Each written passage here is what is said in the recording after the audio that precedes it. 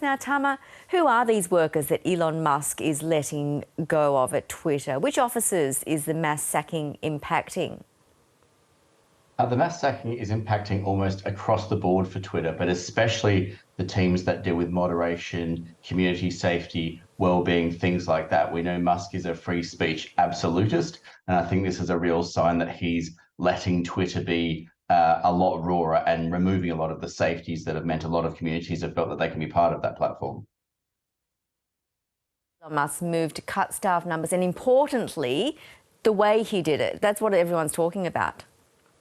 Oh, absolutely. He sent a middle of the night email telling everyone that basically you will be told whether you're staying or going at a certain point in time. And since then, for the people that are staying, he's proved to be not the best boss in the world either. I think he's removed the capacity to work from home, for example, for a platform where most people were in fact working remotely. So there's lots of internal changes, lots of people being let go, lots of people that had been holding the company together for a number of years, which is a real worry about the future of the platform altogether. What has been the response from within the company to the changes that he's made so far?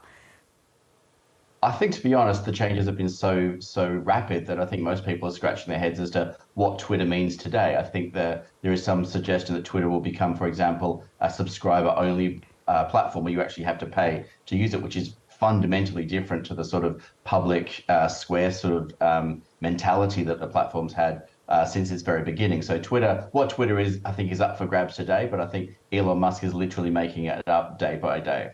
Well, for a start, he's also begun rolling out Twitter Blue. What is that? Why is it so controversial? So Twitter Blue is or was a subscription service that allowed you to pay for Twitter and have certain additional features. It hadn't had a huge take up before Musk, and I think it both rolled out and then disappeared literally 6 hours later. So presumably it's coming back shortly. But at the same time, the idea that Twitter's going to make most of its money through a subscription base rather than advertising seems incredibly unlikely. A US regulator says it's watching events at Twitter with deep concern. What is it most concerned about here? I imagine they've got quite a long list, but I think probably the biggest suggestion is that in order to raise the money that Musk needed to buy Twitter, that actually he's made some backdoor deals where people that have lent him large sums of money may get access to private Twitter data. That includes a number of people who aren't inside the US, including, for example, the Saudi royal family. So I think, the idea that American data will be accessed by non-Americans is always one of their sort of trigger points to worry about. But the idea that Musk is selling essentially the private data of Twitter users, if indeed that's what he's doing, is of great concern and should indeed be investigated. And all of this could hurt Twitter even more financially, with big brands pausing buying ads on the platform. It's really affecting Twitter negatively. Absolutely, and I think for probably the first time in a really long time, en masse, we've seen most of the big advertisers say, we're not sure that this is the right place to be. And of course, if Musk can't raise the $1 billion in interest that he owes on Twitter year on year, then there is a real chance that it could head to bankruptcy, which would be a really tragic end for one of the most important platforms that the web has had. Another platform, Facebook, Meta, its parent company, has been reducing its workforce as well, but handled somewhat differently to Twitter?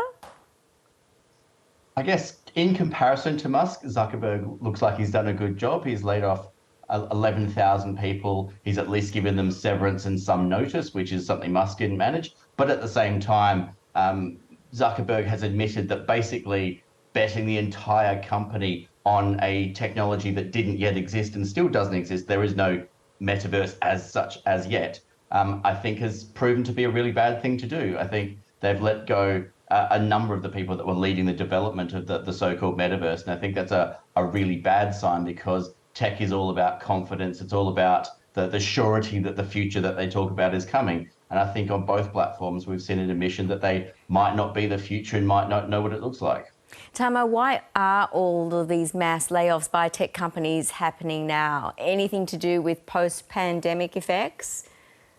Oh, look, absolutely. We had sort of a golden era for tech where your social life, your work life, and everything else about your life was mediated through the big platforms. You couldn't go anywhere else, so that's where everything happened. And I think a lot of sort of the future projections and a lot of the technology imagined looks fantastic from within a lockdown where you can't leave your lounge room, but looks a lot less appealing when you can go out on the weekend. So I think that the real challenge is the pandemic's at least eased, and that the real world is back in a way that it didn't look possible for a long time. And in that space, neither Twitter nor Meta is really giving us the future that we want.